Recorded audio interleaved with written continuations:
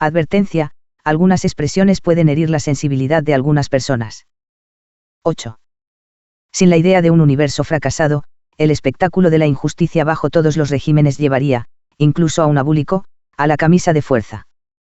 Aniquilar da un sentimiento de poder y halaga algo oscuro, original, en nosotros. No es construyendo sino pulverizando como podemos adivinar las satisfacciones secretas de un dios. De ahí el atractivo por la destrucción y las ilusiones que suscita en los frenéticos de cualquier edad. Cada generación vive en el absoluto, se comporta como si hubiese llegado a la cima, o al fin, de la historia. Cualquier pueblo, en determinado momento de su carrera, se cree elegido. Entonces es cuando da lo mejor y lo peor de sí mismo. Uno debe ponerse del lado de los oprimidos en cualquier circunstancia, incluso cuando están equivocados, sin perder de vista, no obstante, que están hechos del mismo barro que sus opresores. Solo los falsos valores están en curso, pues todo el mundo puede asimilarlos, deformarlos, lo falso en segundo grado. Una idea que tiene éxito es necesariamente una pseudoidea. El derecho de suprimir a todos los que nos fastidian debería figurar en primer término de la constitución de la ciudad ideal. Lo único que debería enseñársele a los jóvenes es que no hay nada, o casi nada, que esperar de la vida.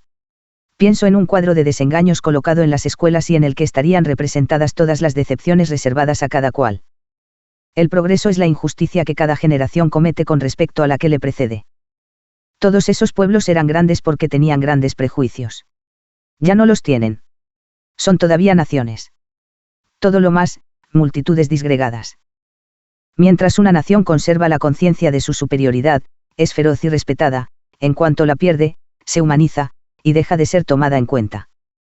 Mi visión del futuro es tan precisa que, si tuviera hijos, los estrangularía en el acto. Una sociedad está condenada cuando ya no tiene fuerzas para ser obtusa.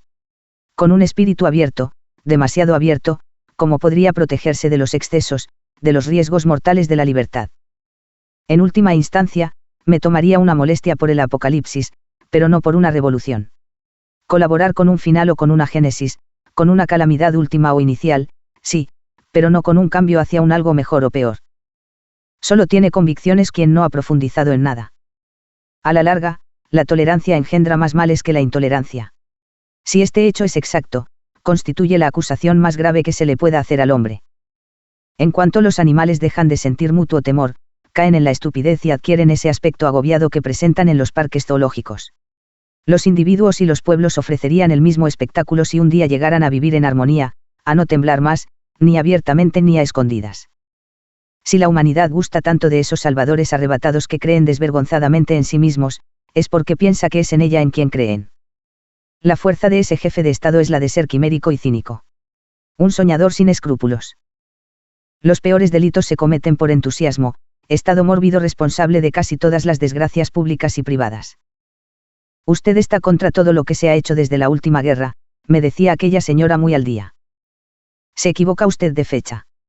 Estoy contra todo lo que se ha hecho desde Adán. Todos los grandes acontecimientos fueron desencadenados por locos, mediocres. Lo mismo ocurrirá, podemos asegurarlo con el fin del mundo. El Zohar enseña que todos aquellos que hacen el mal en la tierra no eran diferentes en el cielo, que estaban impacientes por irse y que, al precipitarse a la entrada del abismo, se adelantaron al tiempo en que deberían bajar al mundo. Se discierne con facilidad la profundidad de esta visión de la preexistencia de las almas, y cuál es su utilidad cuando se trata de explicar la seguridad y el triunfo de los malos, su solidez y competencia. Habiéndose preparado con anterioridad, no es sorprendente que se repartan la tierra, la conquistaron antes de encontrarse en ella, de hecho, desde la eternidad. En una metrópoli, como en un poblado, lo que más gusta es asistir a la caída de un semejante. El apetito de destrucción está tan arraigado en nosotros que nadie logra extirparlo. Forma parte de la constitución de cada ser, siendo su fondo seguramente demoníaco. El sabio es un destructor apaciguado, retirado. Los otros son destructores en ejercicio. Leo páginas sobre Joviniano, San Basilio y otros. El conflicto entre la ortodoxia y la herejía en los primeros siglos no parece mucho más insensato que aquel al que nos han acostumbrado los ideólogos modernos. Las modalidades de la controversia, las pasiones en juego, las locuras y los ridículos son casi idénticos, en los dos casos, todo gira alrededor de lo irreal y lo no comprobable que forman las bases de los dogmas tanto religiosos como políticos. La historia no sería tolerable más que escapando a unos y a otros. Es cierto que entonces cesaría, para mayor bien de todos, tanto de los que la padecen como de los que la hacen. Lo que hace sospechosa la destrucción es su facilidad. Cualquiera puede sobresalir en ella.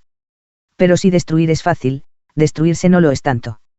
Superioridad del caído sobre el agitador o el anarquista.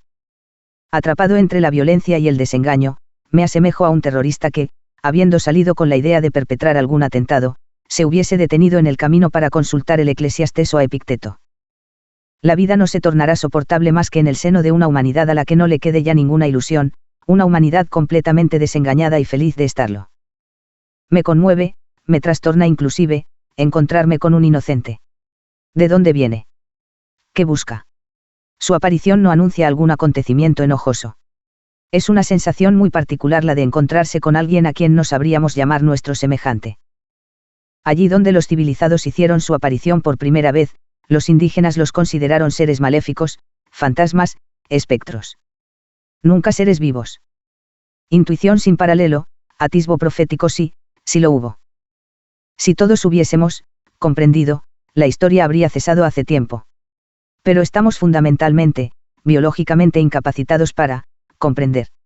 E incluso si todos comprendieran, salvo uno, la historia se perpetuaría por su causa, por causa de su ceguera. A causa de una sola ilusión.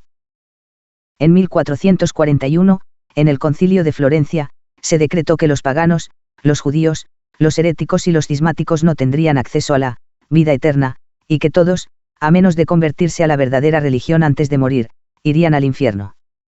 En el tiempo en que la Iglesia enseñaba tamañas enormidades, era verdaderamente la Iglesia.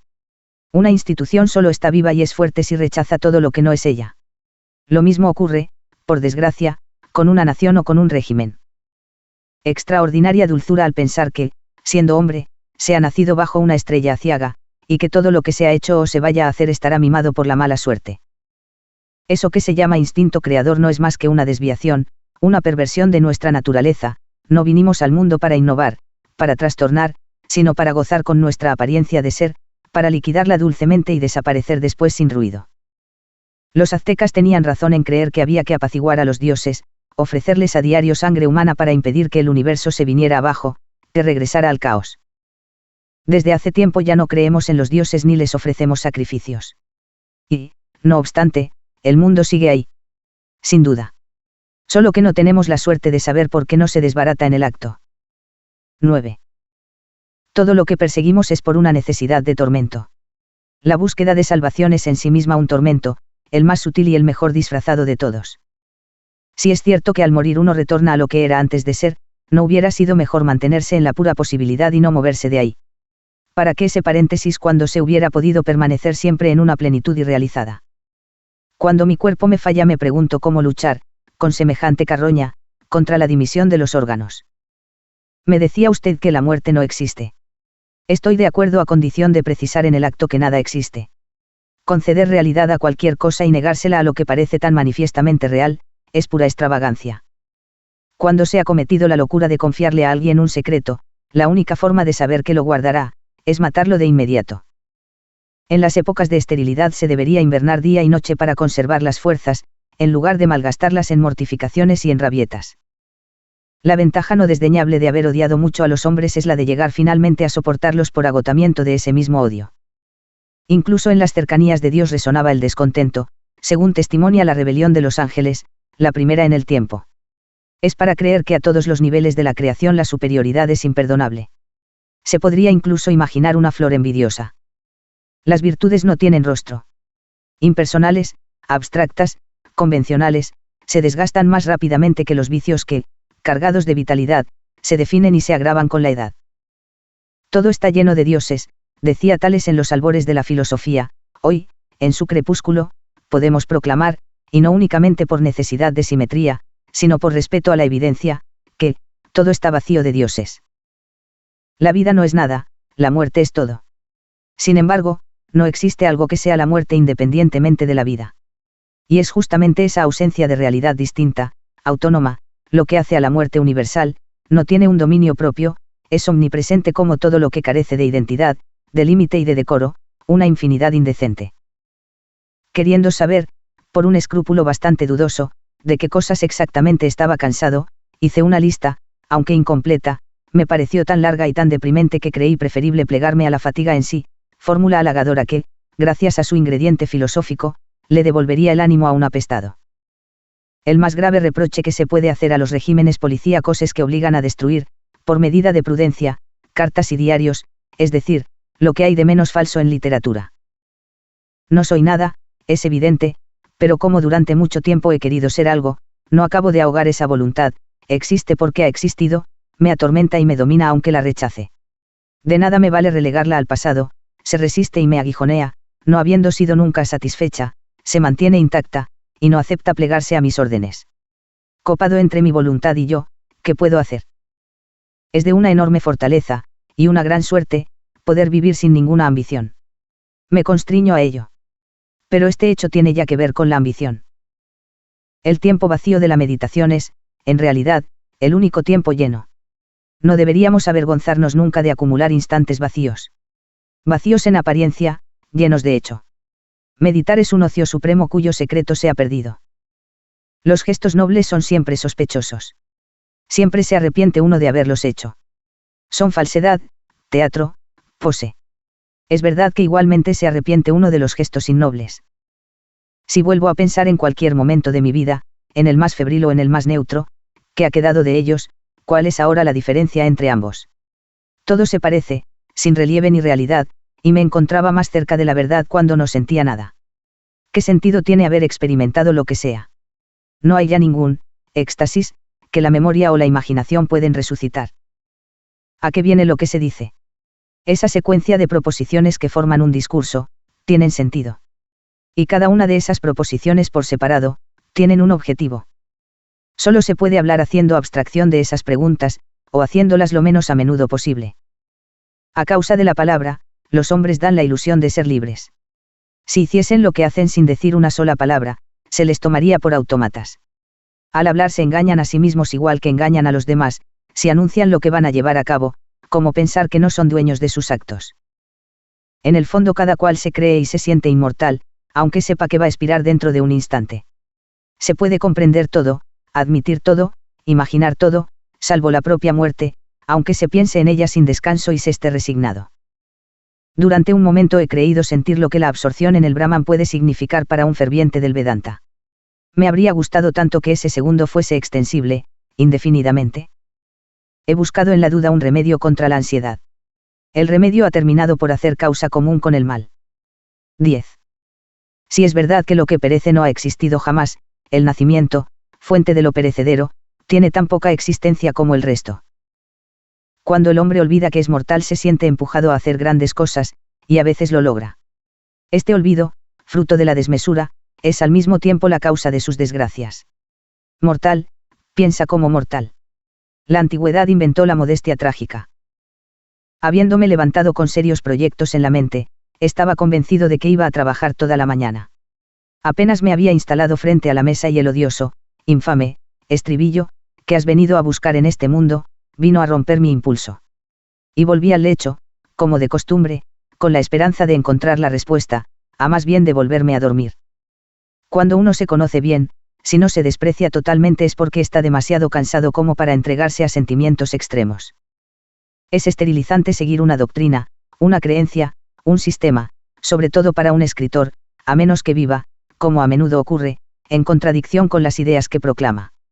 Esta contradicción, o esta traición, le estimula y le mantiene en la inseguridad, la molestia y la vergüenza, condiciones propicias para la producción.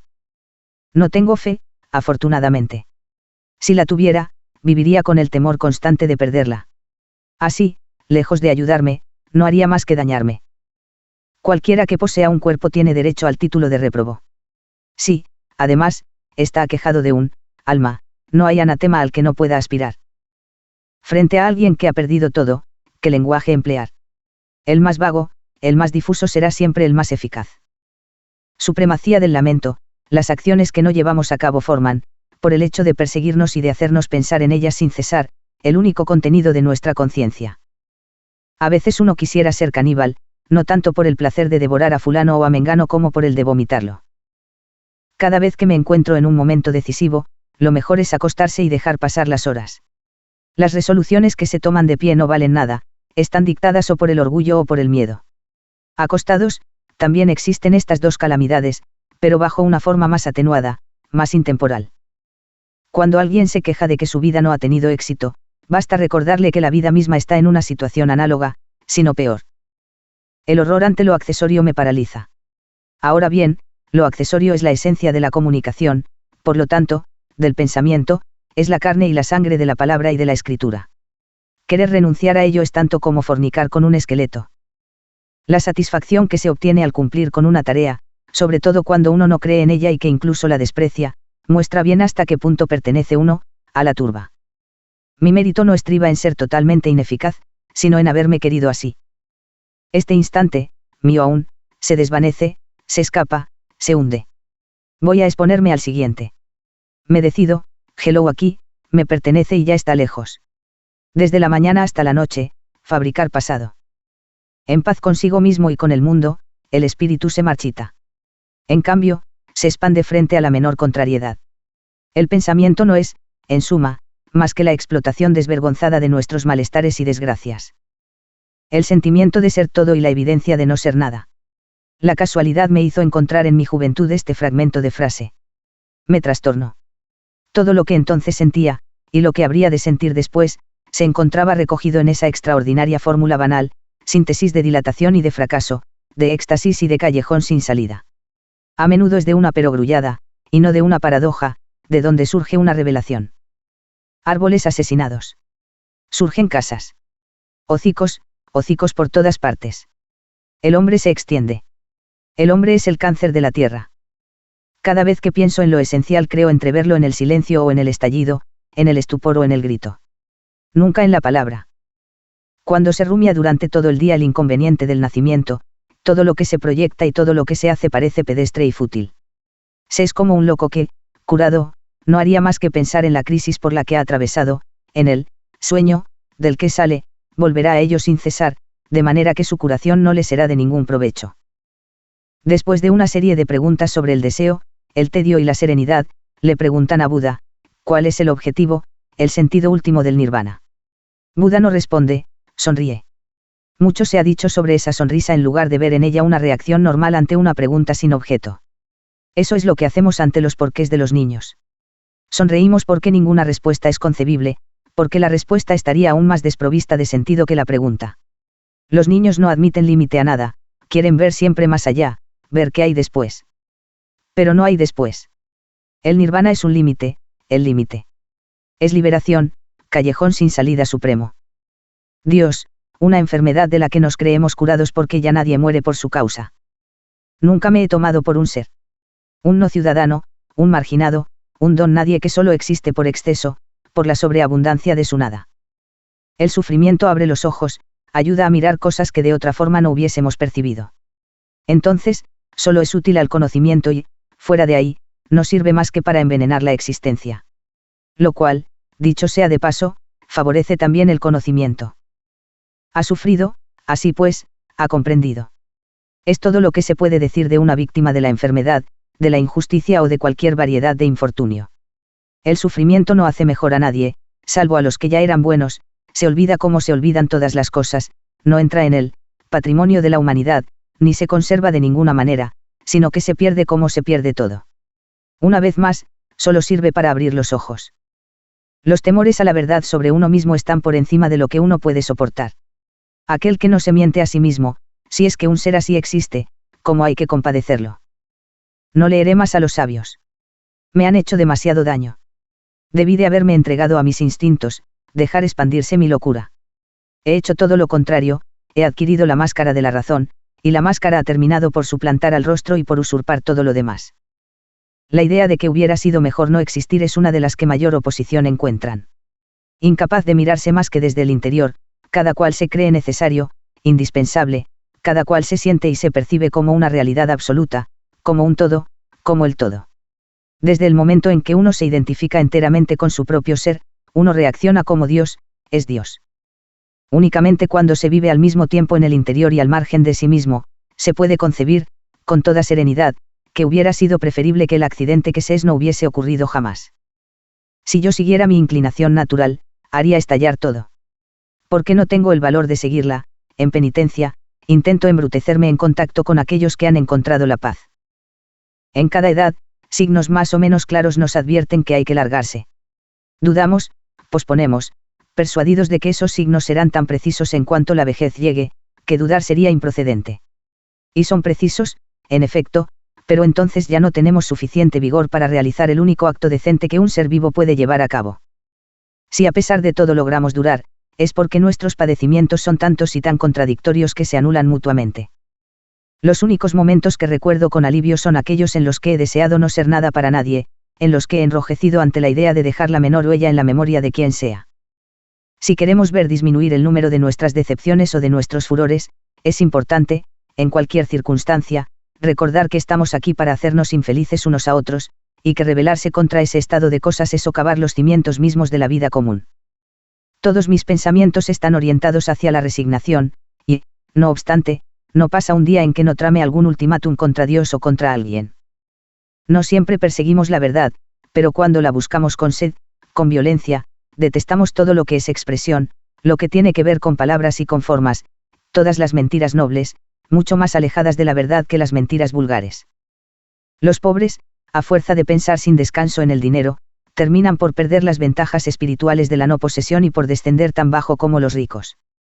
La psique fue considerada por los primeros griegos aire sin más, viento o, mejor aún, humo. Y les damos la razón cada vez que se ve uno harto de escudriñar en el propio yo y en el de los demás en busca de profundidades insólitas y, a ser posible, sospechosas. El último paso hacia la indiferencia es la destrucción de la idea misma de indiferencia. Habiendo destruido todas mis ataduras, tendría que experimentar una sensación de libertad. Y, en efecto, siento una tan intensa que temo regocijarme. 11.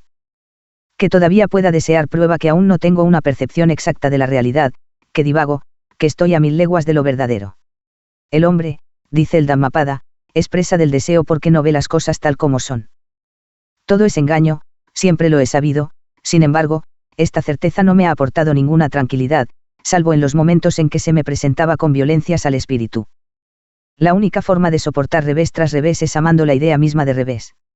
Si se logra, no hay más sorpresas, se es superior a todo lo que ocurre, se es una víctima invencible. En las sensaciones de dolor muy fuertes, mucho más que en las débiles, nos observamos, nos desdoblamos, permanecemos exteriores a nosotros, incluso si gemimos o gritamos. Todo lo que linda con el suplicio despierta en cada cual, al psicólogo, al curioso y al experimentador, uno quiere ver hasta dónde puede llegar en lo intolerable.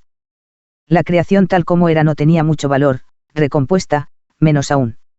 Mejor la hubieran dejado como estaba, en su verdad, en su nulidad primera. Se entiende por qué tarda en llegar el Mesías, el verdadero. La tarea que le espera no es fácil, ¿cómo va a lograr liberar a la humanidad de la manía de lo mejor? Cuando, furiosos por habernos habituado a nosotros mismos, empezamos a detestarnos, pronto nos damos cuenta que es peor, que odiarse refuerza aún más los lazos con uno mismo.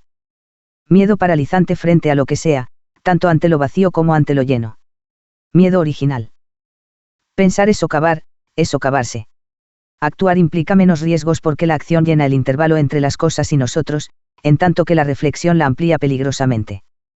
Mientras me entrego a un ejercicio físico, a un trabajo manual, soy feliz, estoy colmado, en cuanto me detengo me viene el vértigo y solo pienso en salir huyendo para siempre.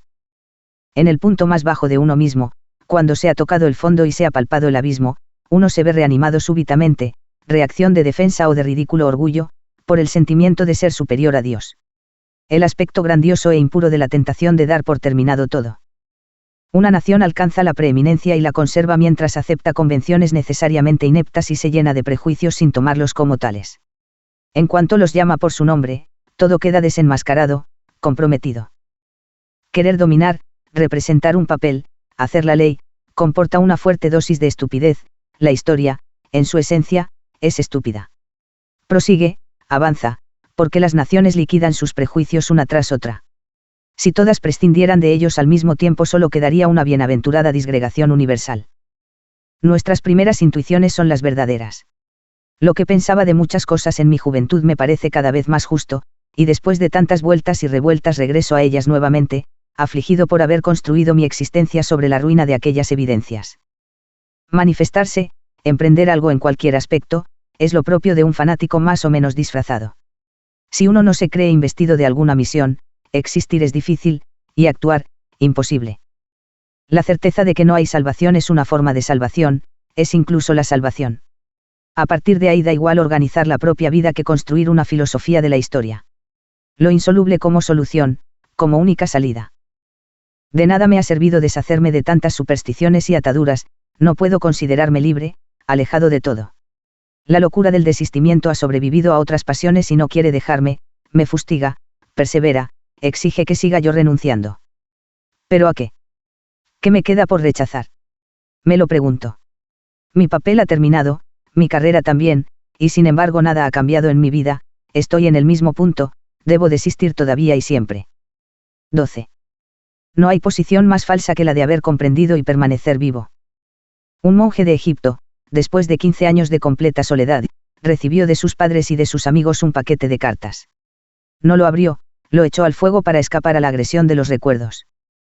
No es posible permanecer en comunión con uno mismo y sus pensamientos si se permite que los fantasmas se manifiesten y causen estragos.